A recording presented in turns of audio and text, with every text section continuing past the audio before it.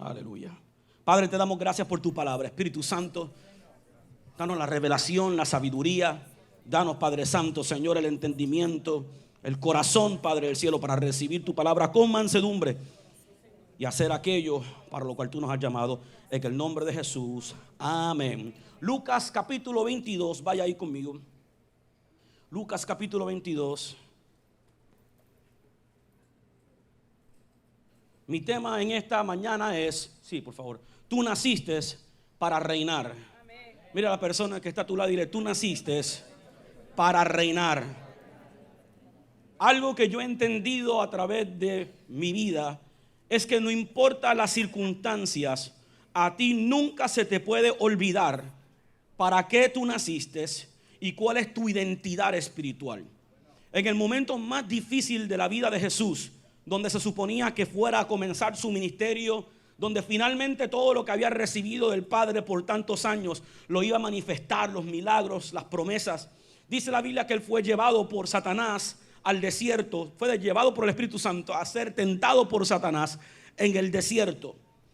Por 40 días, Satanás no tentó a Jesús en otra área que no fuera que se olvidara de quién él era, que se olvidara de que para qué había nacido o para qué había venido a la tierra.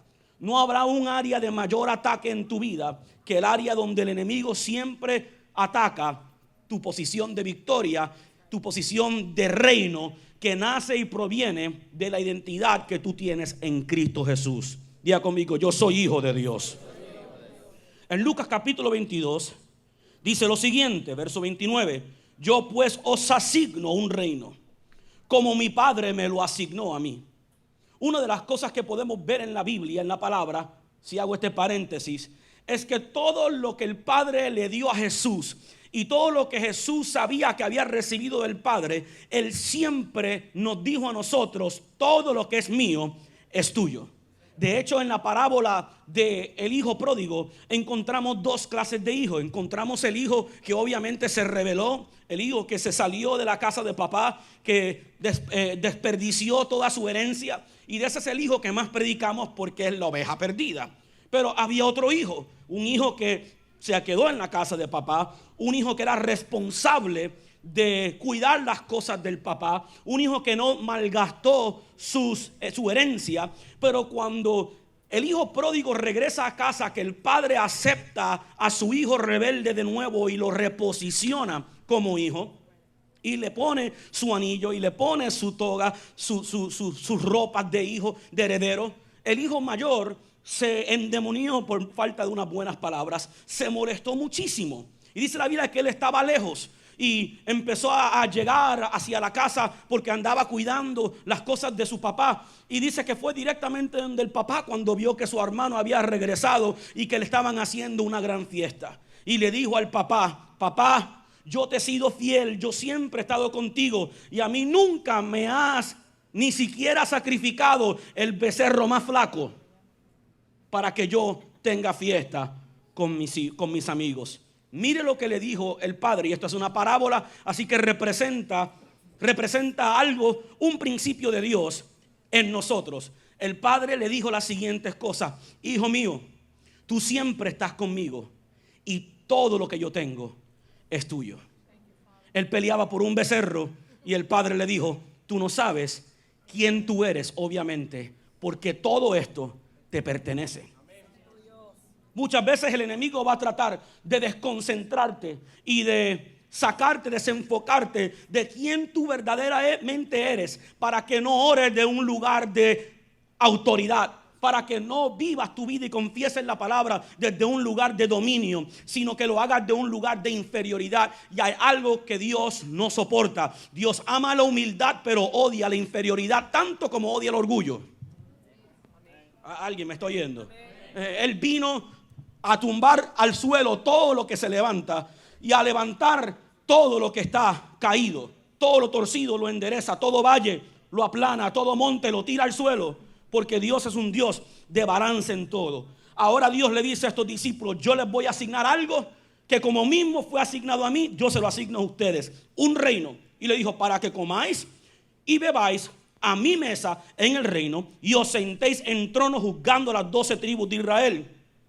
Mira lo que está diciéndole. Desde ese lugar de reino, desde esa posición espiritual que te estoy dando, te voy a sentar a la mesa. Diga conmigo, provisión. En otras palabras, el rey va a compartir contigo todo lo que le pertenece. Sentarse en la mesa de un magnatario, eso es un honor, es una honra.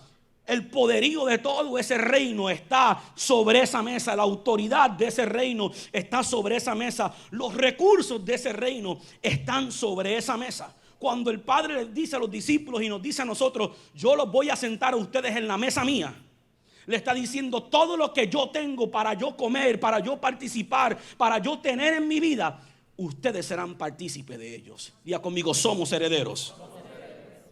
Dios no creó al hombre.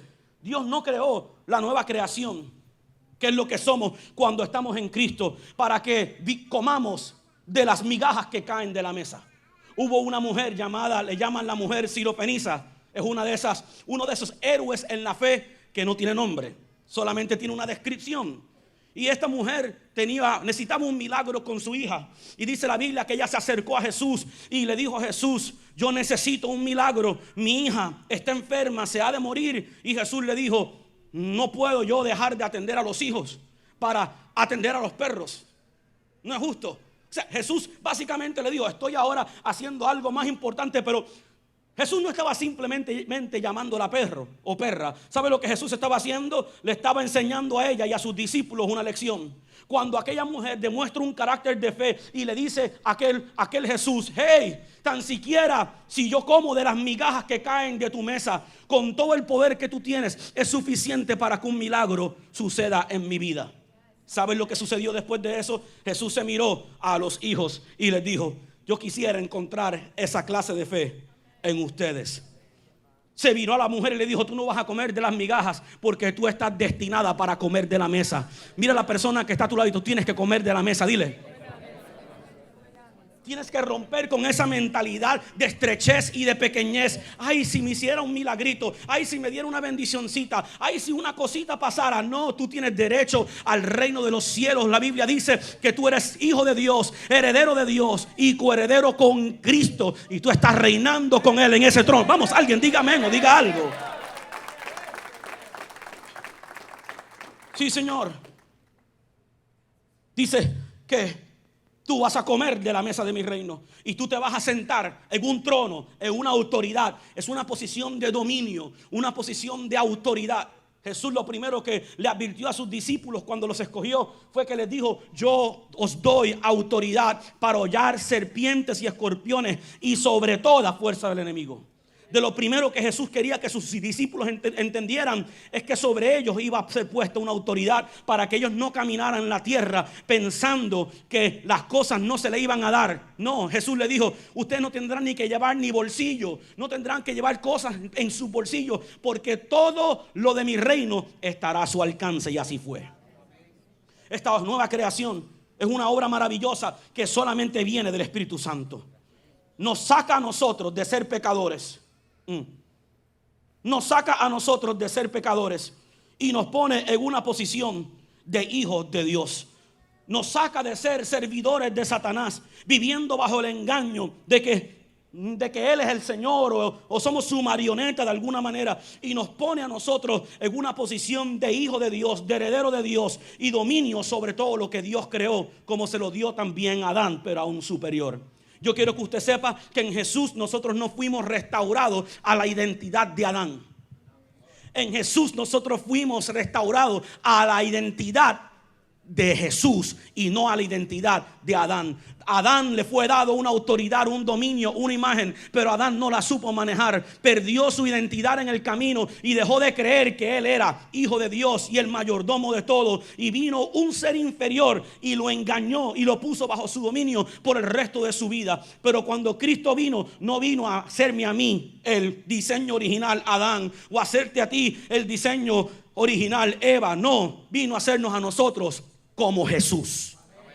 Dice que por uno entró el pecado al mundo, pero por uno también entró la salvación. Él es el primogénito entre muchos hermanos. Él es nuestro hermano mayor, Él es nuestro Salvador y de Él devengamos nuestra autoridad. como Él es rey, entonces Él crea un grupo o una generación de reyes y sacerdotes. A Pedro le tomó tiempo entender esto. La Biblia nos deja saber y nos enseña a nosotros no solamente el poder de estos grandes hombres de fe, pero también su vulnerabilidad. Nos deja ver también su debilidad. Vemos sus victorias, también vemos sus fracasos. Pero llegó un momento en la vida de Pedro que él entendió cuál era su verdadera identidad por encima de los fracasos que había tenido. Y en una de sus epístolas nos escribe a nosotros una gran verdad cuando nos dice que nosotros somos real sacerdocio, nación santa, pueblo escogido por Dios. Somos una generación de reyes y una generación de sacerdotes. Alguien dice amén. Ahora, ¿qué sucede? Como se trata de dos reinos, ¿ok? Como se trata de dos reinos que quieren gobernar en este mundo, hay una lucha espiritual de la cual hemos estado hablando por tanto tiempo. Ya casi 2 meses llevamos hablando acerca de levantando intercesores y cómo pelear esta batalla de la fe. Y esos dos reinos chocan entre sí. No solamente se manifiesta esa batalla en el mundo del espíritu, que es el mundo que nosotros no vemos, sino que esa pelea también o esa batalla se desata en un lugar que es más influyente que el cosmos o que el mundo del espíritu. Es tu mente. Diga conmigo, mi mente. Tu batalla más grande en la vida se desatará en este lugar, en tu mente. Es ahí donde tú batallas con esa identidad. Es ahí cuando tú batallas con la condenación, con la culpa, con los problemas que te atacan, con estar abrumados por todo tu entorno, todo lo que está sucediendo a tu alrededor. Y esa pelea, nosotros como miembros de un reino, como también lo hacen los reinos de esta tierra, tenemos que aprender a pelearla y a ganarla. La única diferencia es que los reinos de esta tierra siempre agotan el proceso diplomático el uno con el otro. Esta mañana nos despertamos a la noticia de ver al presidente Trump, el primer presidente americano que cruza la frontera a estar en Corea del Norte, con un enemigo desde años, ¿no?, contra este país. La avenida diplomática se está tratando para ver si estos países se pueden, ¿me entiendes?, se pueden conversar, se pueden tratar entre sí. Pero en el mundo del espíritu tú tienes un enemigo con quien tú no puedes negociar. Alguien me está oyendo. No hay diplomacia espiritual contra el enemigo que quiere robarte tu familia, que quiere robarte tus finanzas, que quiere destruir tus hijos, que quiere destruir tu iglesia. Ahí no hay diplomacia. El problema está en que la mayor parte de los creyentes están tratando de manifestar o hacer tratos diplomáticos con su enemigo, lo cual no va a funcionar. No lo hacen literalmente yendo donde el diablo y decir vamos a hacer un negocio. A él le encantan los negocios, dicho sea de paso. Le ofreció a uno a Jesús. Le dijo, si te caes de rodillas y me alabas, te doy todo el oro del mundo. Tratando de hacer un trance, un acuerdo de paz, el cual no funciona, porque hay algo que es el padre de toda mentira. Él te dice, si me sirves te dejo quieto, y si tú le das el voto de servicio te destruye, te mata y te roba, porque él no dice ninguna verdad. Lo otro que no sucede, mis queridos, es que él no deja de atacarte porque tú lo ignores. Tenemos ese refrán que usamos en ocasiones que dice, no es lo mismo llamarlo que verlo venir. ¿Me entiendes? Tenemos ese asunto de que pues no mencionemos al diablo, no mencionemos los demonios. De hecho hay un sector aún pentecostal y que es de fe supuestamente que ni siquiera cree en este tema. Yo tengo amigos que no creen que existe una lucha espiritual, pero están pastoreando gente con unos problemas de demonios increíbles, pero como ellos no creen, no tienen la autoridad para echarlo fuera. Ay, santo, esto me va a costar después. Pero tenemos que entender que estamos en esa encrucijada, que estamos en esa batalla, y que tu enemigo no se va a silenciar porque tú tengas silencio. Él vino para matar, para robar y para destruir, pero tu Jesús vino para que tengas vida y la tengas en abundancia, y ya es hora de que tú aprendas a reinar sobre tus circunstancias. Siempre digo, ¿cuánto tiempo vas a estar tú victimizado por la vida?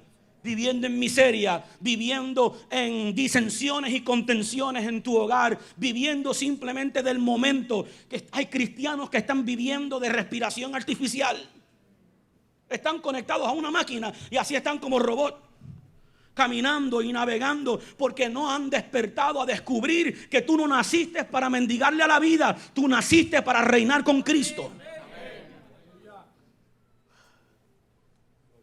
Esa pelea tú tienes que decidir pelearla y batallarla, y desde una posición de autoridad y no de inferioridad. Ese reino de Dios que estamos hablando, el reino de la luz, el reino de Dios, lo representan los cristianos. Los cristianos somos los soldados de ese reino. Tenemos nuestro rey que es Jesús. Nosotros somos co-reyes con él porque así él lo decidió. Pero también somos los que batallamos esa pelea. Por eso Pablo le dijo a Timoteo, ninguno que milita se enreda en los negocios de la vida a fin de que agrade a aquel que lo tomó por soldado. Somos adoradores. Somos gente de palabra. Somos gente de fe. Somos gente de humildad y de poder, pero también somos gente de guerra. David podía ser el hombre más pasional en su adoración con Dios, pero también podía ser el soldado más temible contra su enemigo. Por eso la gente gritaba cuando él hacía su entrada y decía: Saúl mató a sus 1000, pero David mató a sus 10,000, porque él sabía tirarse a la calle a danzar. Dice la Biblia que danzó desnudo y que su esposa se molestó con él porque supuestamente hizo el ridículo. Yo soy de los que creo que necesariamente él no estaba físicamente desnudo, sino que se quitó de toda su vestimenta de rey y salió a correr por las plazas a alabar al Señor como un hombre común. Y aquella mujer que había nacido en un hogar de rey, porque era la hija de Saúl, se molestó con él y le dijo: ¡ay, qué bonito! ¡Qué chulo! El rey de Israel, míralo. Se quita sus vestimentas y baila por la plaza como un loco. ¿Qué van a decir ahora? David le pudo haber contestado como lo que le contestó Jesús al sistema religioso de sus tiempos: si estos no adoran, las piedras adorarán por vosotros. Alguien diga amén o diga algo.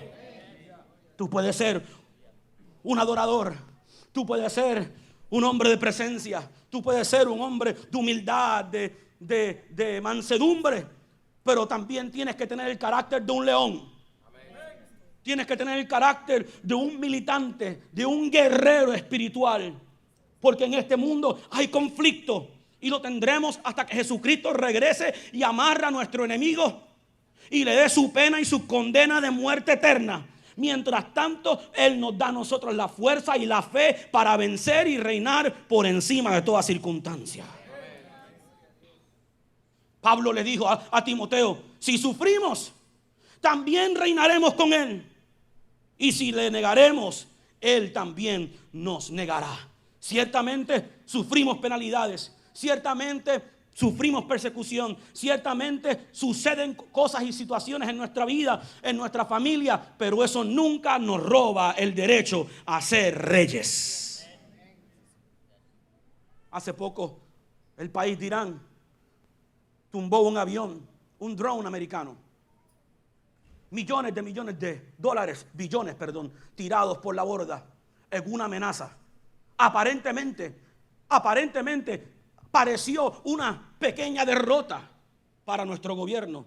De hecho, el presidente ahora confiesa que por un momento él se sintió tan airado que tenía ya los misiles apuntando y estuvo a 10 minutos de desenlazar posiblemente la Tercera Guerra Mundial. Pero de repente se aguantó, se tragó su orgullo y su poder, porque tiene la habilidad para eliminarlos. Pero eso no le quita a nuestro país ser una potencia militar en el mundo. Porque tú puedes pasar por situaciones y circunstancias, pero eso no te quita quién tú eres. Tu tiempo vendrá. Yo dije que tu tiempo vendrá. El llanto dura una noche, pero en la mañana hay gozo, aleluya. Y el gozo siempre es mejor. Y le voy a decir, este está escrito en Daniel capítulo 56, verso 1. No existe. Último que ríe mejor. Alguien dice amén. Somos representantes de ese reino. Y al otro lado tenemos un reino falso. Un reino que está tratando de suplantar. ¿Okay? Un reino que está siendo creado y edificado por alguien que no puede ser original, que lo que hace es que falsifica todo lo bueno de Dios. Pero como Él no tiene nada bueno en Él, lo que hace es que toma la verdad, lo noble, lo bueno y lo tuerce.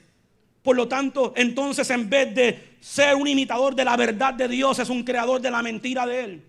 En vez de ser un representante de la benignidad de Dios, la bondad de Dios, es simplemente malo, no puede haber bien en Él. Está tratando de falsificar, de suplantar, soscavar el reino de Dios, pero no va a poder. Por lo tanto, todo ser humano está entre esos dos reinos y tiene que decidir, no hay punto medio. Tiene que decidir de qué reino va a pertenecer y de por qué reino va a pelear. Ahí es que viene la decisión de la salvación. Dios le dijo a Moisés lo siguiente en el libro de Deuteronomio: pongo delante de ti la vida y la muerte, pongo delante de ti el bien y el mal. Tú escoges. No escojo yo. Yo soy tan bueno que no voy a escoger por ti. Yo estoy tan confiado en el poder de mi reino que yo me voy a tomar el riesgo de que tú, Luis, me digas: escojo no. Escojo no servirte. Escojo la muerte. Pero al mismo tiempo es tan bueno que nos da a nosotros, le da a todo ser humano la oportunidad de tomar esa decisión. ¿A quién tú vas a servir? ¿En qué reino vas a caminar? ¿Y qué clase de vida vas a servir? Yo escojo servir a Dios. Ahora, hay otro potencial reino que se edifica como resultado de no querer servirle a Dios. Y es el reino del ego. Yo le puedo servir a Dios, puedo servirle a Satanás y las tinieblas, o me puedo servir a mí mismo. Se lo pruebo por la palabra. La Biblia dice en el libro de Santiago que existe una sabiduría del cielo, una sabiduría que es demoníaca y una sabiduría que es terrenal. Esa sabiduría terrenal es la nuestra. Y hay gente que se cree más inteligente que Dios, más poderosos que Dios, más habilidosos de Dios. Quizás nunca lo dicen, pero lo prueban día a día cuando escogen vivir ignorándolo.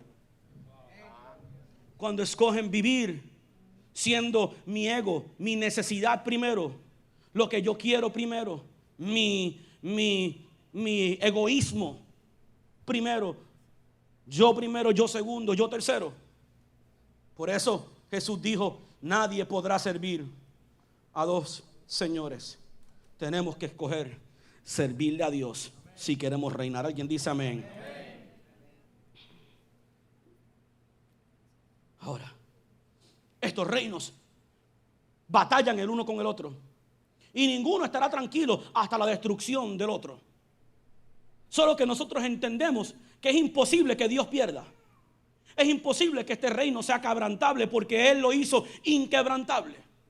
Eventualmente nos dice el libro de Daniel que todos estos reinos volverán a ser los reinos de nuestro Señor. Solo es cuestión de tiempo.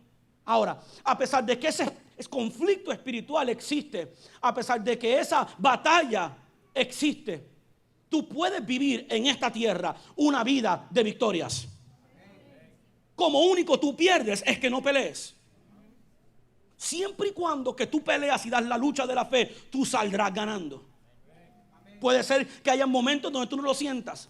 Puede ser que haya momentos y circunstancias donde tú pienses que tienes en la desventaja. Pero yo quiero decirte algo: por todo lo que tú estás haciendo, hay ángeles que están trabajando a tu favor que tú no ves. Por todo lo que tú estás diciendo, aunque no lo veas y no lo sientes, tú tienes un Dios que está poniendo todo su reino detrás de Él.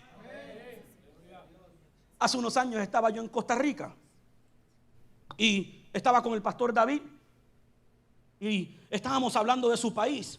Es un buen país centroamericano. Ahora está en una pequeña crisis económica con esta moda izquierdista que hay en Latinoamérica, pero es un país bastante estable. Y él me decía, yo le preguntaba si en algún momento habían experimentado algún tipo de guerra en el área.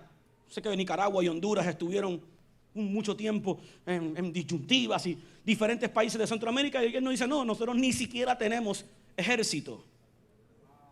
Y yo digo: ¿cómo? No, en nuestro país solamente tenemos policía nacional, no tenemos ejército. Y yo le digo, ¿cómo ustedes se defienden? No nos tenemos que defender, porque somos amigos de todo el mundo. Ellos cuentan con el respaldo de naciones con quien tienen pacto. ¿Se da cuenta usted que Israel no puede ser destruida? Israel está rodeada de países que darían cualquier cosa, aún Arabia Saudita, que dicen ser amigos de los americanos y amigos de los judíos, y por eso los iraníes y los iraquíes no soportan a Arabia Saudita. En cualquier momento se le viran en contra simplemente por el choque de luz y tinieblas. Pero Israel puede estar segura de que en el momento que algo sucede en su contra tendrá el respaldo de naciones más poderosas que ella, porque aparentemente de vez en cuando Irán le tira un misil y le mata a 10, pero Irán y todos esos países saben que detrás de ese pequeño país llamado Israel, que es un país joven, hay un sinnúmero de reinos, de soldados y guerreros que solamente cuestión de segundos. Ahora, le hago esa explicación o esa comparación para que usted entienda que a veces tú te sientes que tú estás caminando solo por la vida. A veces te sientes que viene un ataque por aquí, un ataque por allá, y hay lo que se le llama daños colaterales. Como resultado de la guerra, de la lucha, donde tú sientes, donde cosas te pasan, pero tú puedes caminar en esta vida con el pecho para afuera y la cara bien en alto, sabiendo que tú solamente me ves a mí, pero detrás de mí hay un reino inconmovible, un reino inmarcesible, incorruptible, un reino que cuando se manifiesta es todo poder. Por eso David entendió, ese gigante se ve grande, pero yo vengo a ti. My God. Todos esos soldados se ven grandes. Todo eso está maravilloso. Le ofrecieron armas. Tómate. Esta es la última jabalina. Esta es la última coraza. El rey le dijo, te voy a dar hasta mi coraza, que tiene que ser la mejor porque es el rey. Toma mi armadura. Y él le dijo, no lo acepto, porque en el momento que yo use tus armas dependo de tu habilidad para salvarme a mí. Por eso él se paró frente a aquel gigante y todos los compañeros de él y les dijo, ustedes vienen a mí con jabalina, con espada y con todas las demás cosas. Yo simplemente me paro aquí ante una autoridad de un mundo que tú no puedes ver. Yo vengo a ustedes en el nombre de Jehová, Dios de los ejércitos, de los escuadrones de Israel. Yo vengo a ustedes con el poder del Espíritu Santo. Tira la primera piedra, dale. Te reto. Se le reían y se le mofaban en la cara porque él parecía un enano al lado de ese gigante, pero no sabían que por dentro era millones de veces más grande. Yo vengo a decirte hoy que quizás tú te miras en el espejo y tú piensas, ¿cómo lo voy a hacer? ¿Cómo lo voy a vencer? ¿Cómo voy a salir de esta situación? ¿Cómo voy a echar hacia adelante? No mires lo que está en el espejo, mira lo que está detrás del que está en el espejo y mira al que está dentro del que está en el espejo. Se llama Jesús, se llama el Espíritu Santo, y detrás de ti están los ángeles. Yo no los veo, por ahí están. Porque yo nací para reinar. Y los reyes nunca salen al campo solos. Nunca. Nunca. Cuando David ya estaba envejecido, tenía sed y parece que él quería agua de un pozo en específico, que estaba al otro lado del campamento y había que cruzar por un grupo de los filistinos. Y David le dice, porque él nunca fue cobarde, aun cuando era viejito. Él le dijo, bueno, pues vamos a cruzar al otro lado para buscar agua, que tengo sed. Y ellos dijeron, no. ¿Cómo vamos a poner en riesgo a nuestro rey para que se apague entonces la lámpara en Israel? Los reyes nunca caminan solos. Siempre tendrán una ayuda espiritual que te va a ayudar a ti a salir hacia el otro lado. Y aquellos hombres recibieron la gracia y el favor de Dios, cruzaron el campamento y regresaron ilesos para que su rey tuviera lo que deseaba. Yo quiero que tú sepas que Dios hace todo lo que tenga que hacer para darte lo que tú necesitas recibir, que Él te prometió. Alguien dice amén.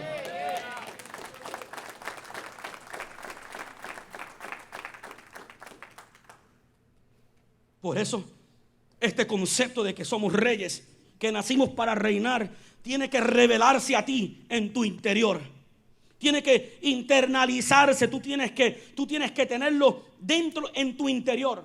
Porque tú no eres lo que se ve por fuera. Lo que se ve por fuera se enferma.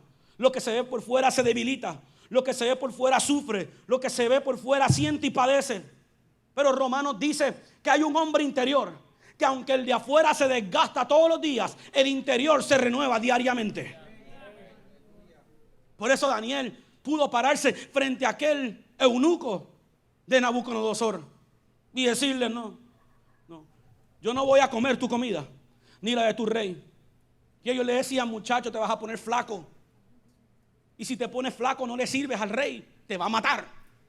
Y él le dijo: regresa en 21 días. Y yo te garantizo que yo y estos tres que casi no creen, vamos a estar más fuertes que los tuyos, que se comieron toda la carne y se bebieron todo el vino del rey. Y nosotros nos vamos a quedar aquí comiendo vegetales. Nos vamos vegan.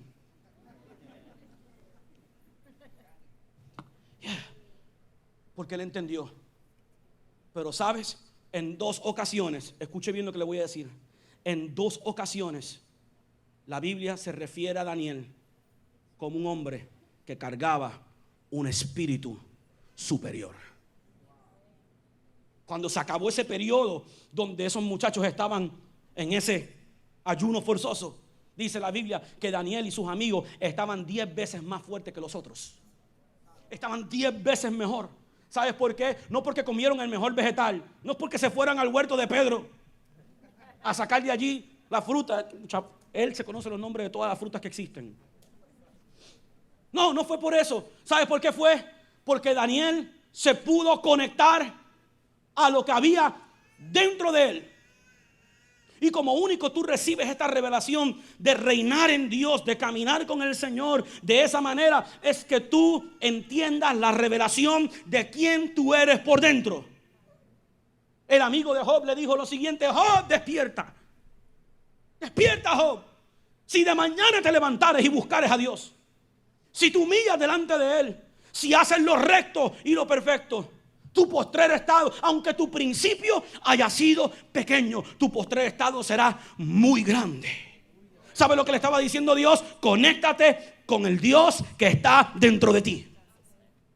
Porque aquí no estoy hablando de una fuerza interna, no es una metafísica, no es una cosa psíquica, sensorial, brujera, hechicera. No es conectarme con ese poder o esa energía como hablan hoy en día los mileniales. El karma no tiene nada que ver con karma ni con energía. Tiene que ver con el Dios que vive dentro de mí. Pablo lo dijo de una manera sencilla a los colosenses y les dijo: hey, hubo un secreto que ha estado encubierto por años y edades, pero ahora ha venido a ser revelado por los apóstoles y los profetas. Cristo en vosotros, Cristo en ti, es la esperanza de gloria. No lo busques en otro lugar, es el Cristo que está en ti. Por eso a Job se le dijo: vete y conéctate, vete y reconecta con el Dios que te habita. Aleluya. Reconéctate con el Dios que te habita. Pablo tuvo que ir a los Corintios. Los Corintios eran una iglesia interesante. Eran bien interesantes. Porque fue la iglesia que, sin duda, que le sacó lo mejor a Pablo. Si estuviéramos en Puerto Rico, le diría que le sacó el monstruo. O sea, le dio coraje con esa iglesia. Dice que ellos lo acusaban y le decían: te fuiste demasiado duro, demasiado tosco. Pero es que ellos eran tremenda cosita. No le faltaba ningún don espiritual. Dice la Biblia que todos los dones del Espíritu estaban en operación en aquella iglesia. Pero tenían una división, una falta de carácter tan grande. Algunos decían que eran de Pablo, otros decían que eran de Apolos, otros estaban sin saber de quién eran. Había pecados, la inmoralidad sexual estaba rampante dentro de la iglesia. Lo que nos prueba a nosotros que la manifestación de un don no indica mi conexión con el Señor, ni mi conexión, ni mi madurez espiritual. Tú puedes conectarte con un don y una habilidad que Dios ha puesto dentro de ti y manifestarla, porque es una habilidad dada, es una habilidad que está en ti. Y dice la Biblia que son irrevocables. No tienes la unción para operar en ellos, pero ahí están. Ahí están. ¿Y qué pasa? Pablo tuvo que reunir esa iglesia en más de una ocasión. y corregirla y darle duro.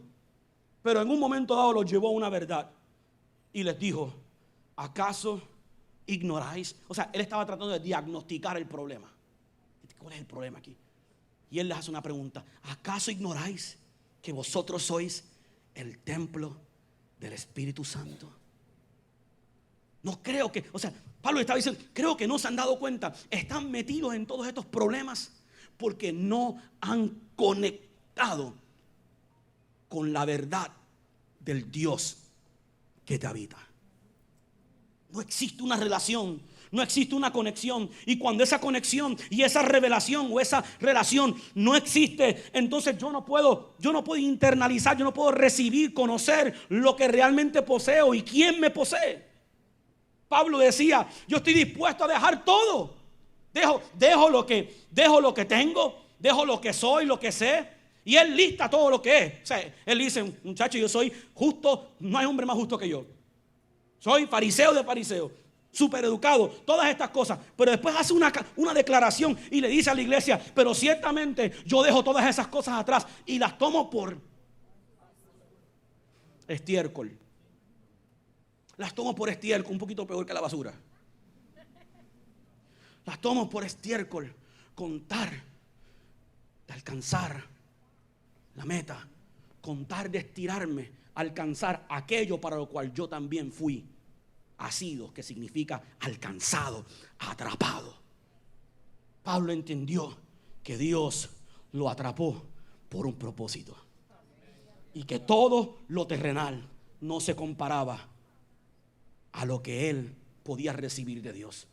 Por eso él dijo: yo solo quiero ser hallado en él. Quiero descubrirme en él. Quiero saber quién es Daniel Seguí a la luz y a los ojos de Jesús.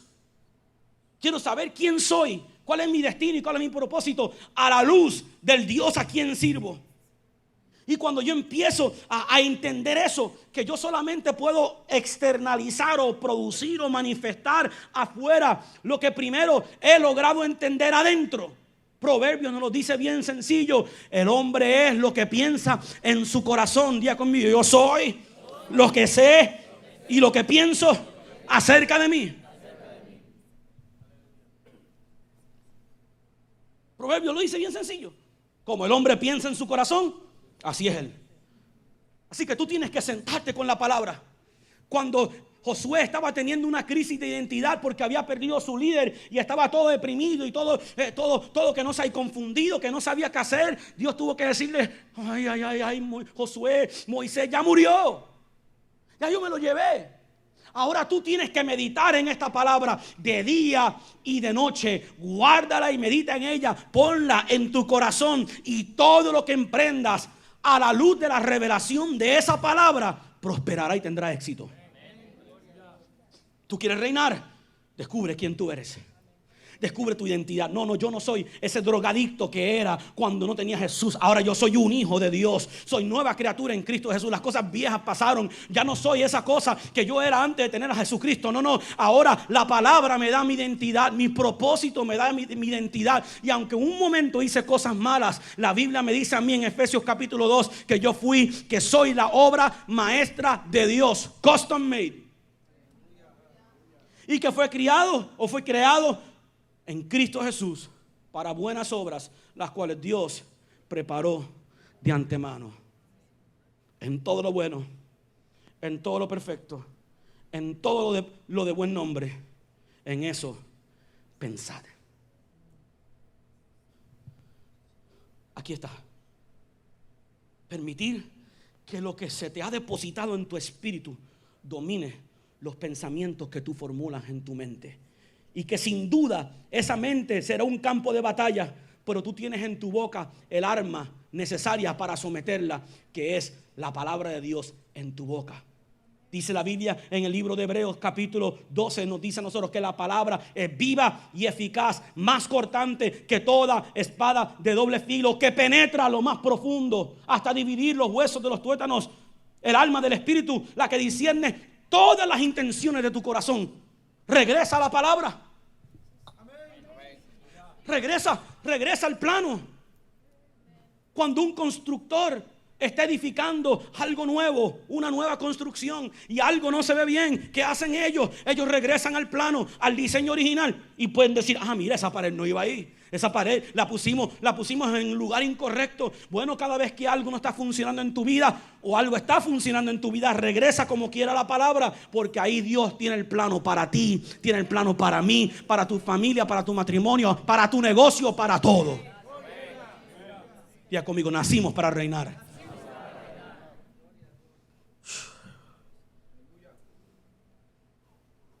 Romanos 5:17 se lo leo, dice lo siguiente: pues si por la transgresión de uno solo reinó la muerte, muchos más reinarán en vida por uno solo, Jesucristo, los que reciben la abundancia de la gracia y el don de justicia. Si las tinieblas y el pecado tuvo poder para denigrar y para tirar al suelo, dice que por la transgresión de uno llegó la muerte, o reinó la muerte, ¿cuánto más reinará la vida? Servimos a un reino de vida, porque Jesús venció la muerte. Nacimos.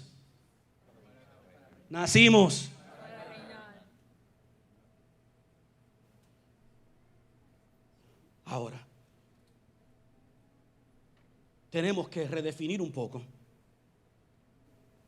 lo que significa ser pueblo de Dios. Es interesante que hoy en día nos encontramos en la necesidad de definir lo que es ser salvo. ¿Qué tal parece que a la iglesia se le ha olvidado lo que es ser salvo? Porque yo no puedo reinar a un gobierno, a un reino de las tinieblas que no tengo control sobre él, pero puedo ejercer autoridad sobre él, si primero no aprendo a reinar mi propia vida, mi propio cuerpo, el pecado que se quiere enseñorear de mí. Ya desde Éxodo Dios le estaba hablando. Desde Éxodo Dios le estaba hablando a Moisés, diciéndole: vosotros me seréis un reino de sacerdotes. Me seréis, futuro. No lo eres ahora, pero me vas a hacer un reino de sacerdotes, un reino de reyes, un reino, escuche eso bien, Éxodo 19:6, un reino de gente santa. Estas fueron las palabras que Dios le dijo a Israel. Un pueblo separado para Dios. Si yo quiero reinar y ganar esta batalla, yo tengo que dedicarme al Señor de tal manera que no le abra una puerta a un enemigo que no respeta mi vida y que está buscando cualquier oportunidad para entrar. Cualquier oportunidad. Dice el libro de Proverbios que la serpiente busca una brecha, a little crack, un gap para meterse. Y tú tienes que asegurarte de que si tú quieres vivir una vida reinando, tú tienes que estar al servicio del rey que te hace rey. Porque si no estamos al servicio de nuestro rey, entonces no podemos demandar la autoridad de ese rey, el respaldo de ese rey. Por eso Dios le estableció eso temprano. Yo voy a levantar un reino de sacerdotes, pero tendrán que ser un pueblo, una gente separada para mí. Apocalipsis 1 dice lo siguiente: y de Jesucristo, el testigo fiel, el primogénito de los muertos y el soberano de los reyes de la tierra, aquel que nos amó y nos lavó de nuestros pecados con su sangre, nos hizo reyes y sacerdotes para Dios su Padre, y a él sea la gloria y el imperio por los siglos de los siglos. Amén. Apocalipsis 1, 5 y 6. ¿Qué nos está diciendo ahí? Que Dios nos hizo reyes y nos hizo sacerdotes porque primero fuimos limpios de nuestros pecados. La limpieza, el arrepentimiento, el servir a Dios, el ser transformado para Dios por medio de la sangre es lo que nos convierte en una generación de reyes y sacerdotes para Dios. Y al final del día, Él es quien se va a llevar toda la gloria y toda la honra. Alguien dice amén. Y por último, para reinar, tú tienes que ejercer esa autoridad. Tú tienes que ejercer esa posición. Y quiero decirle algo, porque en muchas ocasiones cuando predicamos de reino, cuando la iglesia predica de reino, entramos en esta, o se ha entrado, la iglesia se ha entrado en una doctrina que está lejos de la verdad. Para algunos predican que ser parte del reino significa que ya lo tenemos todo, o sea, que todo ya nos es dado, que no hay que hacer nada. ¿Entiendes? Se mezcla con este pensamiento de que no hay cielo, que no existe el infierno.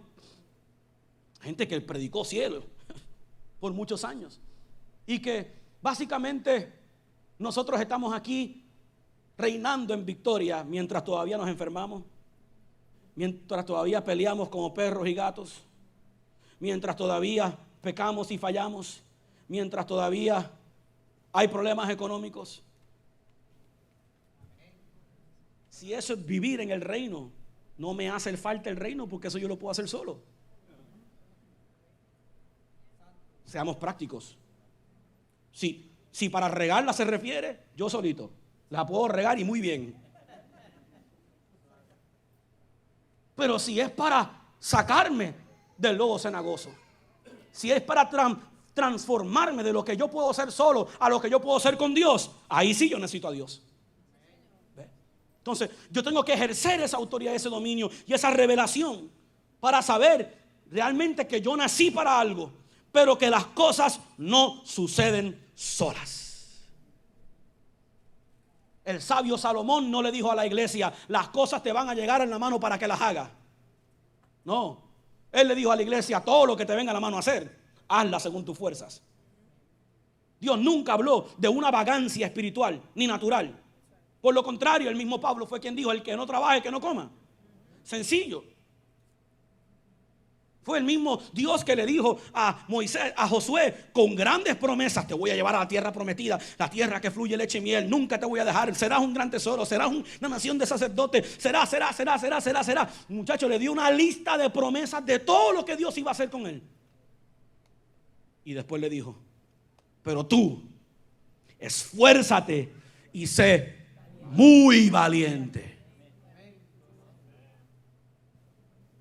Indicando que la promesa del Señor nunca te pone a sentarse en un lugar, a pretender que de alguna manera tú vas a ser transportado de la tierra de miseria a la tierra de la bendición por arte y magia del Espíritu Santo.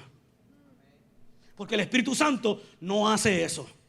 La única vez que vemos en la Biblia transiciones de esa manera fueron para raptos. Si tú te quieres ir al cielo, pues pide al Señor que te haga un Enoc, que te va a transformar, traspasar de aquí para allá. O un Felipe en el Nuevo Testamento, que fue transportado de donde él estaba a otro lugar para predicarle el evangelio a alguien y después regresó.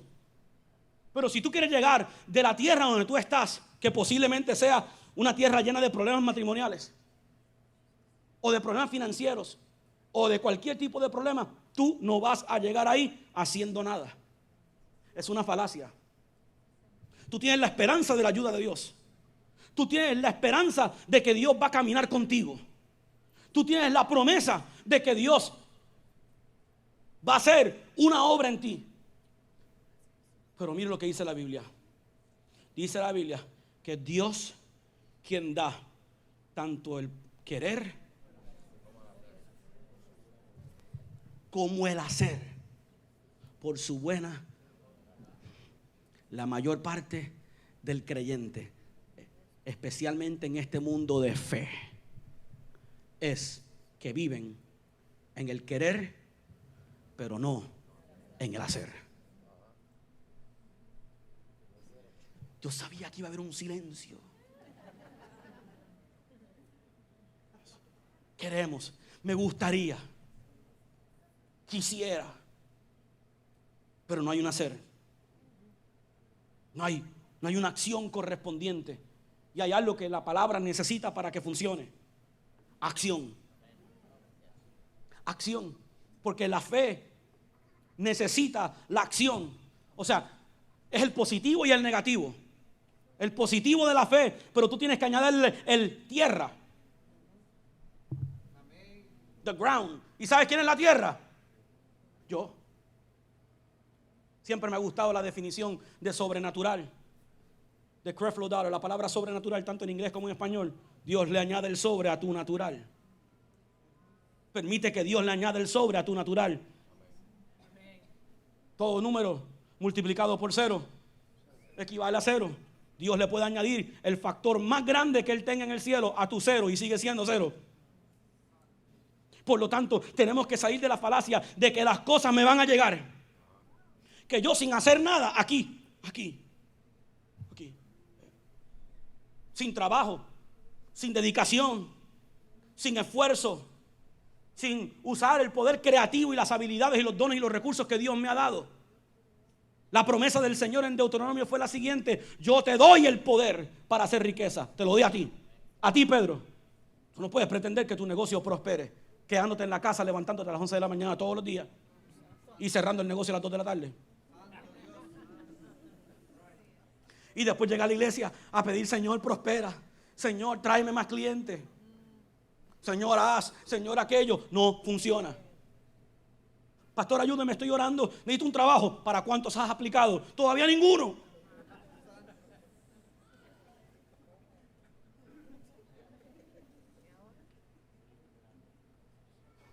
Aleluya. Tienes que poner tu esfuerzo, tu dedicación. Que Dios te ha dado a ti la autoridad. Dios te ha dado a ti el poder. Y tú sí puedes hacerlo. Tú sí te puedes levantar de tu situación. Tú sí puedes vivirlo y experimentarlo, siempre y cuando pongas el reino de Dios primero. Pero juntamente con poner el reino de Dios primero, tú vas caminando. Porque la promesa del Señor es que todas las cosas te llegarán por añadidura. ¿Cómo? ¿Por qué? ¿Por qué? Por añadidura. Para yo poder añadir algo es porque tengo que tener algo ya. Dios le añade a lo tuyo. Yo te doy todas las cosas por añadidura. Allá, esa fue la promesa de Jesús. Allá la promesa de Moisés, de Dios a través de Moisés en Deuteronomio 28 fue: obedece la voz de Jehová tu Dios. Si tú haces conforme a esa palabra que yo te prescribo hoy, todas estas bendiciones te alcanzarán. ¿Sabe lo que me demuestra a mí esa palabra? Que yo estoy en un movimiento constante. Que Dios no pretende que yo me quede aquí sentadito para que algo me alcance. No, Dios hace que lo que viene para ti te alcance al lugar donde tú estás. ¿Alguien me está oyendo en esta mañana? Todas estas bendiciones te van a alcanzar. No, pastor, pero lo que pasa es que yo creo en el verso que dice que los que esperan en Jehová, esos recibirán nuevas fuerzas. Tú no necesitas fuerzas para estar sentado en un sofá. Así que si Él dijo que los que esperan en Jehová tendrán nuevas fuerzas, es porque la están usando. Porque hay algunos que la única fuerza que necesitan es esta. Para mover el control remoto. Para poner la serie de Netflix. Si Dios te tiene que dar fuerzas y si Dios te dice que tú esperas en Jehová y recibirás nuevas fuerzas, es porque Dios está en el conocimiento de que tú estás en constante movimiento, en constante esfuerzo, en constante trabajo. Porque eso es lo que Dios hace. Recuerde que Dios mismo, sin necesidad de hacerlo, trabajó 6 días y descansó solamente. Aleluya. A algunos les gustaría tenerlo. Señor, dame un trabajo donde yo trabaje un día y descanse 6. Santo.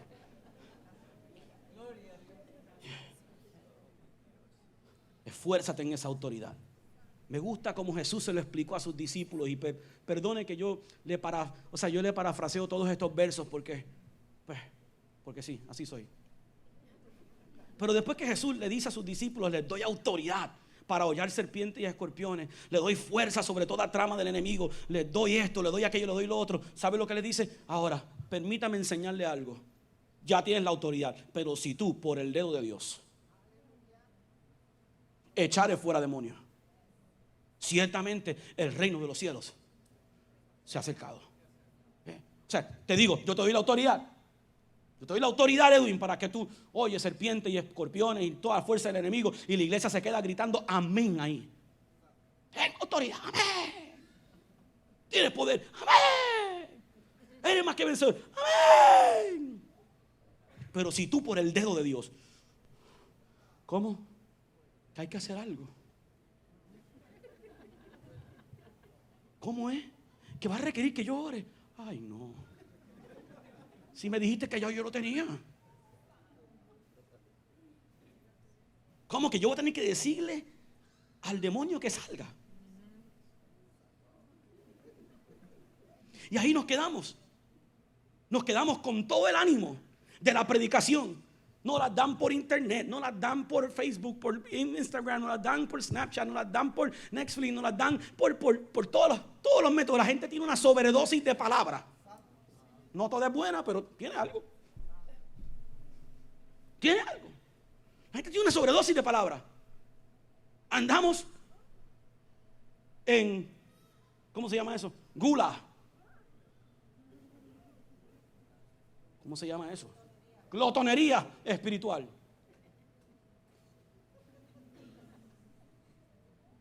Pero no estamos ejerciendo. ¿Por qué? La enseñanza a veces no se comunica un poco correcta. Va subiendo para el próximo nivel, sentado. Tu respuesta viene de camino, sin orar. Dios ha cambiado tu lamento en baile, sin bailar.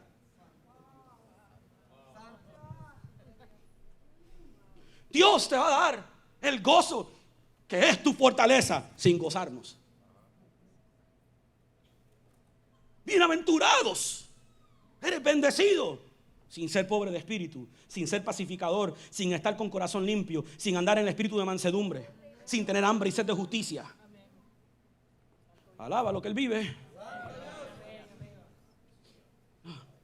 Requiere esfuerzo, requiere dedicación. Escuche bien lo que le voy a decir.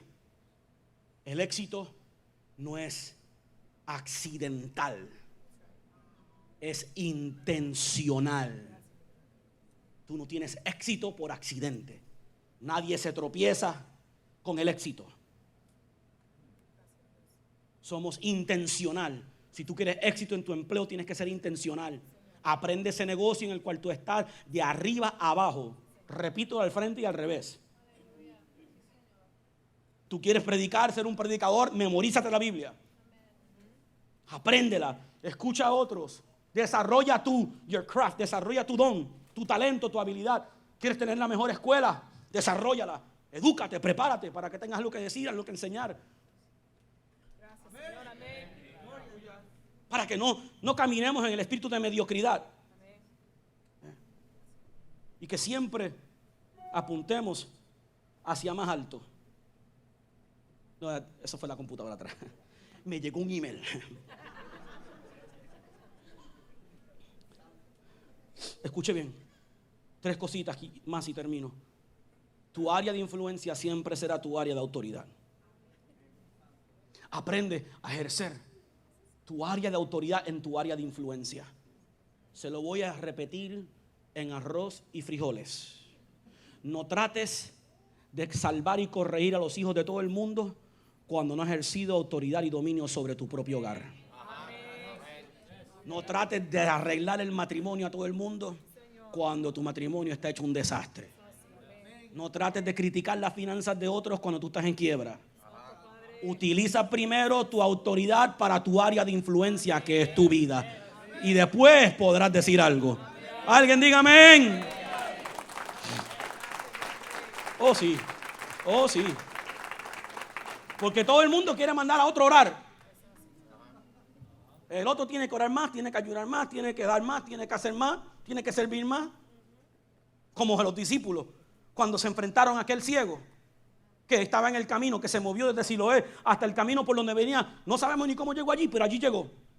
Y allí se encontró con Jesús. Y dice que el estado de ese hombre era tan y tan malo que los discípulos se impresionaron. Algo pasaba en su cara. Soy de los que cree que no tenía ojos y que por eso era ciego. Y sabes que cuando ellos miraron al ciego, Jesús discernió lo que estaban pensando y les dijo: hey, sé que ustedes están diciendo, ¿quién pecó más? ¿Él o sus padres? Pero Pedro tenía una viuda, una suegra que estaba enferma. Y él no le echó la culpa a su esposa de que su mamá estaba enferma. Pero ahí estaba él juzgando al Señor. No, tú primero ejerces autoridad en tu área de influencia. Lo que tú influyes, para eso tú tienes autoridad. Si Dios te pone por la gracia, su gracia, te pone en un lugar donde puedas influir a otro, maravilloso. Pero mientras tanto, ejerce tú la autoridad de rey y de sacerdote en donde más te compete, que es contigo y con los tuyos. Si no ejerces esa autoridad, entonces habrá lo que se le llama un vacío de autoridad. Y donde hay un vacío de autoridad es una perfecta oportunidad para que otro te la quite. ¿Ha visto usted? Nadie mire para el lado, no mira a nadie. Pero ¿ha visto usted un rabito de fuego de 3 años y medio controlar toda una casa y una familia?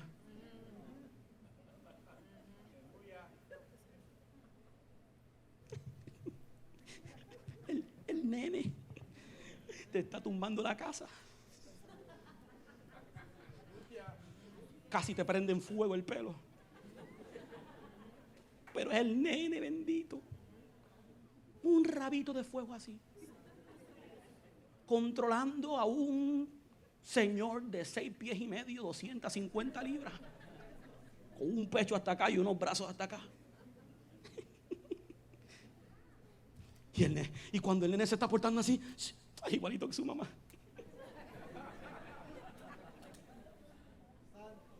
Y hasta a veces glorificamos eso. Ese va a ser terrible cuando sea grande. Y tú te sientes orgulloso de eso.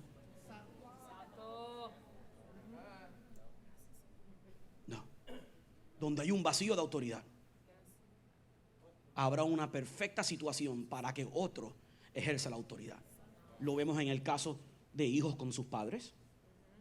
Es un hogar donde no hay un sacerdote espiritual hablando de un hombre. El perro, el gato, la mujer, los hijos, hasta la mosca que se mete en el verano está por encima, porque hay un vacío de autoridad. ¿Me están oyendo?